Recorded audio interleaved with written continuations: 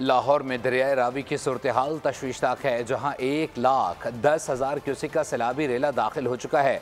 इंतजामिया ने अगले 10 घंटे को इंतहाई अहम करार दे दिया है। पंजाब के अस्पतालों में एमरजेंसी नाफिज कर दी गई है।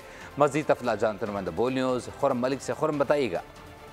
बिल्कुल, भारतीय आब जारियत के बाद खदशा जाहिर किया जा रहा है कि दरियाए रावी पर जो है वो सैलाब आने का इम्कान है। तो यहाँ पर तमाम इकदाम जो है उन्हें मुकम्मल किया जा रहा है और रोज़ाना की बुनियाद पर सतह में जो है वो इजाफा होता चला जा रहा है। मैं अपने कैमरामैन को कहूँगा कि आपको दिखाए कि यहाँ पर किस शिद्दत का पानी जो है वो बढ़ता चला जा रहा है, इजाफा होता चला जा रहा है और बहुत ज़्यादा रेला जो है वो उसमें इजाफा दिखा। सिविल डिफेंस हो, रेस्क्यू और दीगर डिपार्टमेंट यहाँ पर जो है वो कैंप कायम कर रखे हैं और यहाँ पर इंचार्ज सिविल डिफेंस अकमल साहब हमारे साथ मौजूद है।